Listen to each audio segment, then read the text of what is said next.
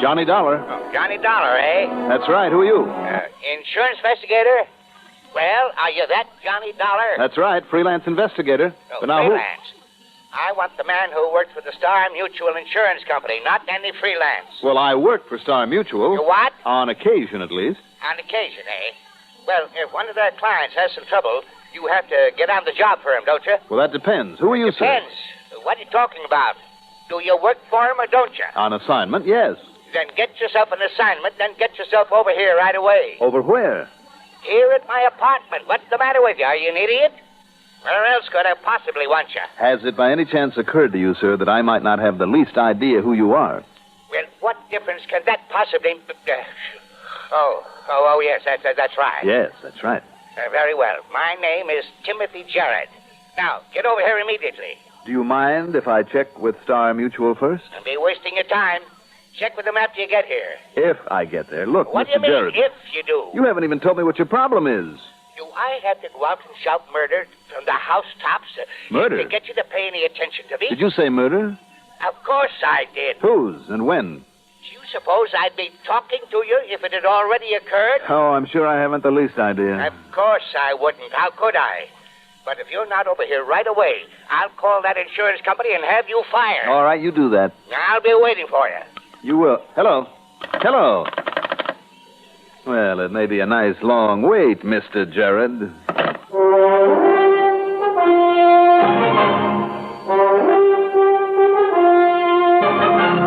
The CBS Radio Network brings you Mandel Kramer in the exciting adventures of the man with the action-packed expense account. America's fabulous freelance insurance investigator. Yours truly, Johnny Dollar.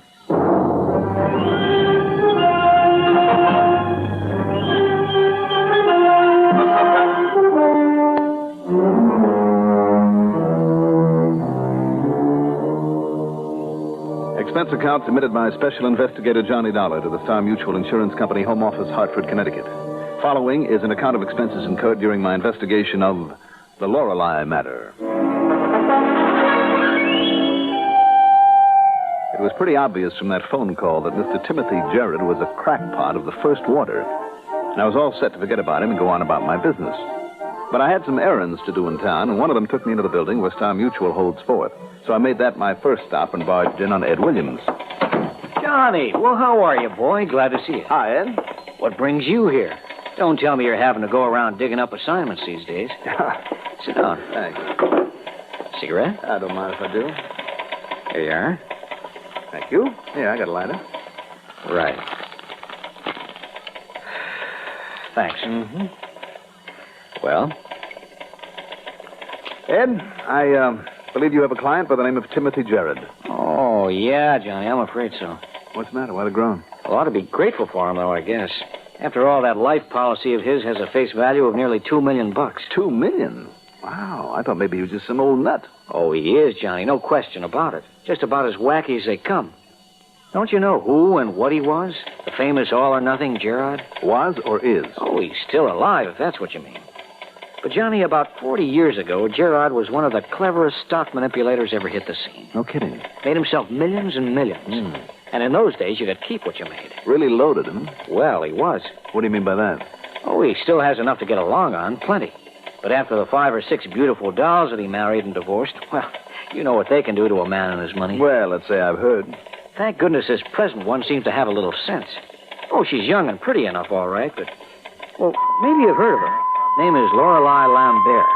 She's an artist, and I understand a pretty good one. Came from Quebec originally. Oh? Spends a lot of time out of town, away from the old coot.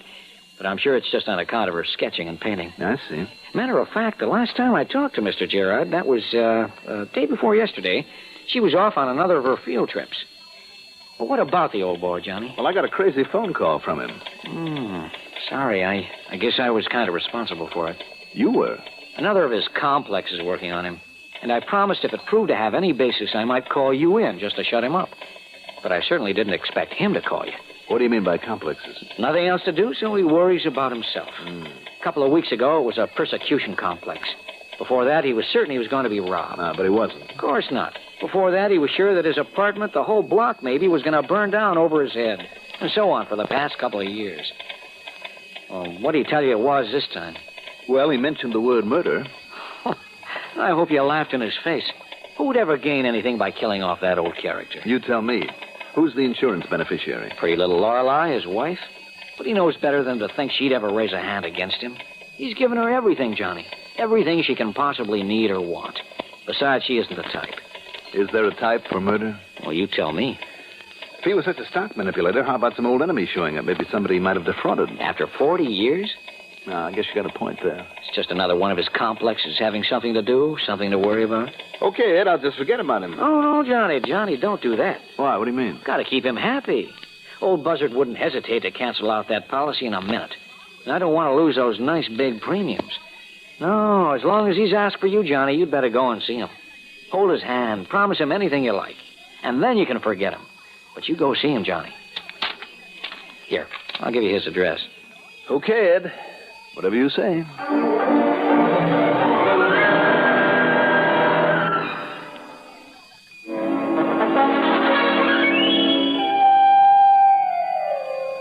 The fleur-de-lis apartments out on the edge of town are the old-fashioned ultra-deluxe. A solid building of native stone built like a fortress. The two uniformed doormen looked over my credentials carefully, then told me to go on up that I was expected.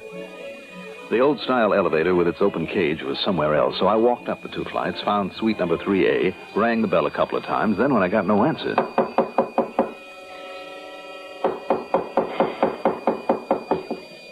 Mr. Jared. Oh, now, please. Don't batter down the door. I beg your pardon. Wow. Standing there, just off the elevator, a purse and kind of an attaché case in one hand and a suitcase in the other, was one of the most beautiful girls I have ever seen. Not just pretty, but beautiful.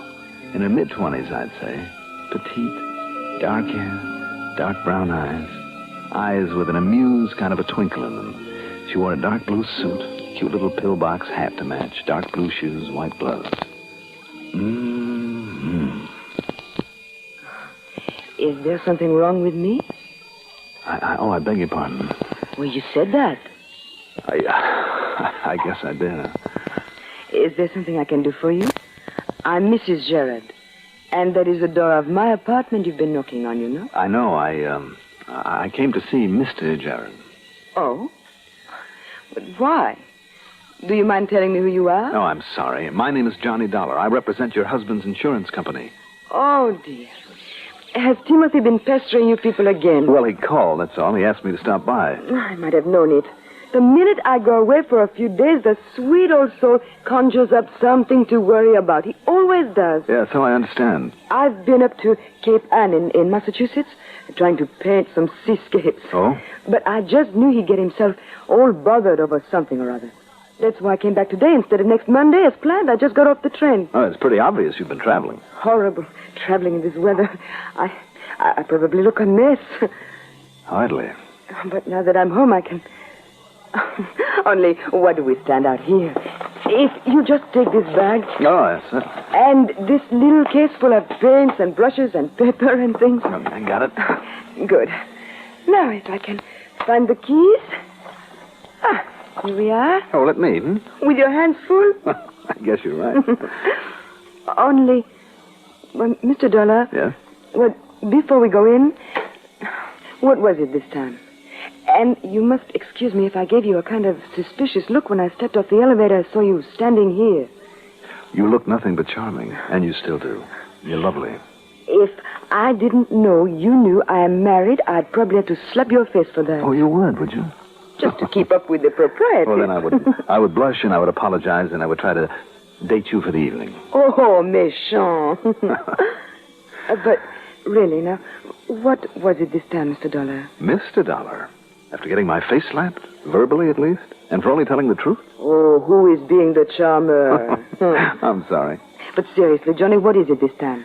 I mean, his reason for calling your company. I don't know, really. He just said he wanted to see me, that's all. All right, if you want to be so mysterious about it, I'll ask him myself. Just put those things anywhere, Johnny. Sure. Timothy? I'm home with Timothy. His afternoon nap, I suppose. I hope so. Oh, now what's that supposed to mean? Shall we look for him? Of course. This way. Timothy? Timothy, dear. Maybe he stepped out for a minute. Oh, well, yes, I guess he must have. Timothy, are you... Oh, here you are, dear. Lorelei, don't go in there. But there he is, Johnny, asleep in his bed. Oh, Asleep? no. Oh, Johnny! Just one solid blow behind the right ear with the heavy crystal ashtray that lay at his feet. There wasn't the least sign of a struggle of any kind. Nor was there any look of fright or surprise on his face. Obviously, somebody had simply sneaked up behind him, aimed carefully, and struck just once. He was a rather frail old man, and the one blow had been enough. Lorelei, after that first scream of anguish, sank into a chair, facing away from the body, and sobbed pitifully but quietly. Her face was pale and drawn, but even in this moment of shock, she was still beautiful. I called the police then, and during the wait for them, looked around for some clue as to who might have done this. Nothing. Nor was one of the doormen any help when I had him come up. No, sir. You were the first one to come here to see him today. You're sure of that? Yup. First it was you, and while you was going up the stairs, the missus come in and went by the elevator. There's a back entrance to the apartment, to the kitchen. Yeah. But any delivery boy would have seen him, sir, as he come around the driveway up the side. Mm-hmm. Tell me, are there any relatively new tenants in the building? Well, of course, there's that Mr. Bascom, sir. Bascom? Yes, sir. He's the newest. Yes? Come here in 1937. Oh. But, nobody came here to see Mr. Jared today. Not until you come in, sir. And Mrs. Jarrett came back from a trip right after. Well, the fact remains that somebody got to him.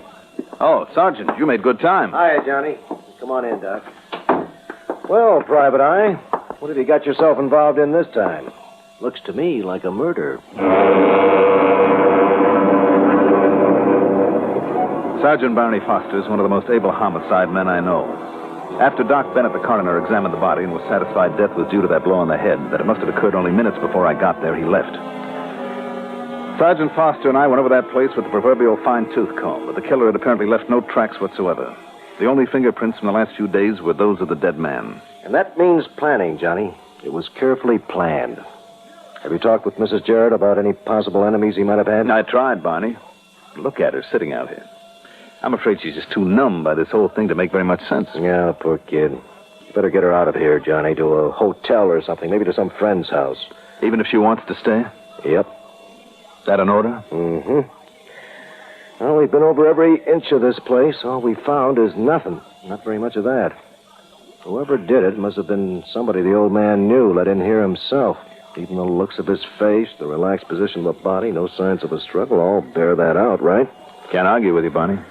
So, as soon as I leave, I'm going to start a rundown on everybody that she and her husband have known or ever been seen with over the last 5 years. The lad down at headquarters is really great at that sort of stuff. Good idea. Because of the fact that apparently nobody could have come up here without being seen, but... Well, now look. Yeah? You know, you could be the one suspect in this case, Johnny. Sure. Well, I'm not kidding. You're the only one known to have come up here before Mrs. Jarrett got back from her trip. Of course. And the motive? Put the old man out of the way to leave a free path to his beautiful wife. You think that isn't a common enough motive? It may have been somebody's, Johnny. Well, now that I've seen and talked with her, I'm inclined to agree with you. Yet? Yeah. Well? Oh, nothing, Barney. Building up another one of your wacky hunches, Johnny? I don't know. Well, anyhow, you get her out of here. Let her stay in a hotel or something so that nothing will be disturbed until I can come back for another look. Make sure we haven't slipped up somewhere. She can take along her luggage, can't she? Just exactly what you yourself saw with her when she stepped off that elevator. Okay? Okay. Nothing else is to be disturbed. I'll seal off the back service door and leave orders downstairs that nobody is to be admitted to the place. Okay? Okay. Okay.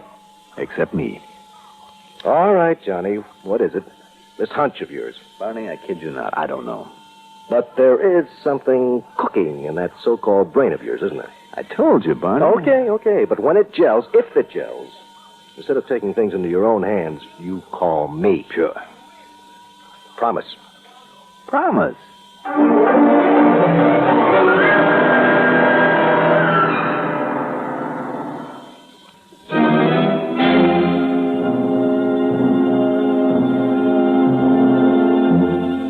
I took Lorelei Jarrett over to the Statler and got her a comfortable suite of rooms.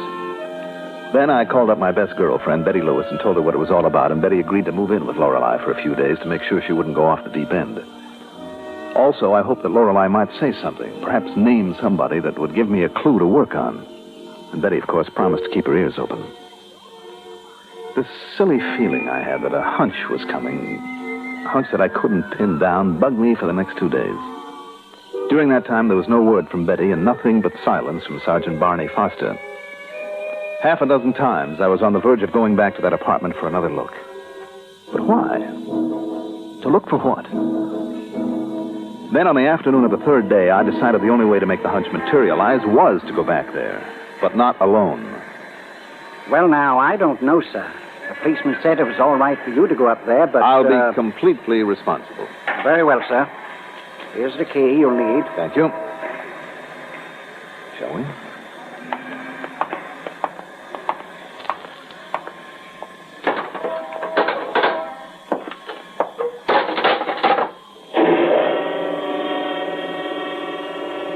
You've been terribly, terribly kind to me, Johnny. Don't you think you've deserved it, Lorelei? And Betty. Such a wonderful girl. She's been a wonderful comfort. I thought you two would get along. If you and Betty ever get married, I can only hope you'll be as happy as Timothy and I were before the... You sure you don't mind this coming back here this way? No. Anything I can possibly do to help, Johnny. You know that. I wish to heaven I knew what kind of help I need. Well, maybe if we just talk about most anything. You were up at Cape Ann, you said, Yes, sir. Sketching. Oh, it's a mighty beautiful country up there, isn't it? Oh, I'd never seen it before, only heard about it. It is beautiful. I hope I can go back again sometime and sketch and paint some more. If only Timothy had gone along with me. Yeah, this whole thing might not have happened. Yeah, but he knew the salt air wouldn't agree with him, so... Do you suppose, Johnny, that it would be all right if I took some of my clothes and things as long as I'm here? I'm afraid you'd better not, Lorelei. The sergeant wants to come back here, you know. Oh, yes, I vaguely remember him saying that. I'm afraid I wasn't aware of much that day. I don't blame you. Lorelei. What, Johnny? It's kind of a strange name for a nice, gentle person like you. Is it? Why? Weren't the legendary Lorelei the sirens who enticed men to their destruction? Good heavens, Johnny. Oh, I'm sorry. Tell me, did you make any sketches up there, Cape Ann? Well, yes, lots of them. Would you like to see some of them? Very much. I know that place pretty well. Well, here they are. Right here in this portfolio. Oh, you leave your masterpieces lying around here in the front hall? Oh, I wish they were masterpieces. Here, now, you recognize this? Oh, sure. That's the big bay on the west side of the Cape. Uh-huh. And surely you've seen this, the Bunny Cottage? Oh, yes. And the two windows in front that look like eyes and the white chimneys that look like ears sticking up. Mm-hmm. Oh, it's wonderfully quaint, isn't it? And it does look like a bunny, a big white bunny. And you were never up there before? Oh, no, never. But I'll go again. Oh, no, Lorelei, I'm afraid not. What? Lorelei, destroyer of men. It's a fact, isn't it? Well, Johnny, what makes you say a thing like that? You were the one person to benefit by your husband's death. Johnny. And the one person who could get in here with your own key in that back door without being seen by one of those doormen. Came in by the back way and killed him. Johnny, please, you don't know what you're saying. How you found out I was coming to make such a nice alibi for you, I don't know. Maybe you overheard him on the phone just before you killed him. Now, please listen to me. Don't talk this way. Then you left by the back door again. You waited when you saw me arrive, came in after me, this time by the front door. Johnny, no, I told you. You know it. I'd just come back from Cape Ann. You know that. You helped me with my luggage. I helped you with a suitcase and an attaché case. But you were not carrying this portfolio full of the sketches you made at Cape Ann. In other words, you had to have been in here before. Well? No, I tell you... All right. Listen to me carefully, Johnny. Yes, I did kill him. I killed him. Because he was an egotistical, self-centered, crazy old man. Because of the money. Millions, Johnny. Millions of dollars. To play with, to have fun with, enjoy life. And listen, Johnny. You and I, with all that wonderful money. Just the two of us, Johnny. Nice try, Lorelei. But not this time. Oh, why do they do it? Why don't they learn? Don't they know it won't work? That sooner or later they're bound to be found out. And why a lovely little thing like Lorelei? Lorelei, destroyer of men. Expense account total? Oh, who wants it? Who wants anything out of a case like this? Yours truly, Johnny Dollar.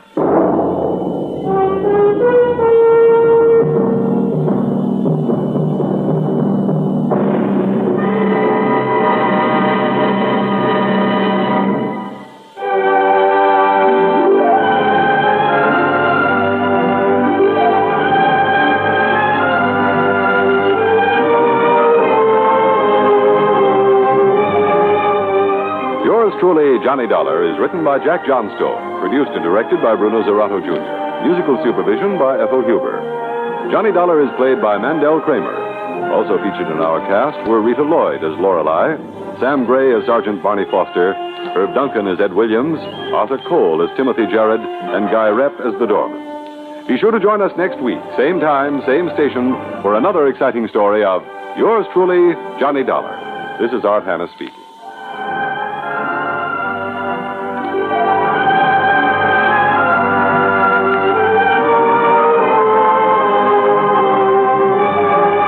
Johnny Dollar has come to you through the worldwide facilities of the United States Armed Forces Radio and Television Service.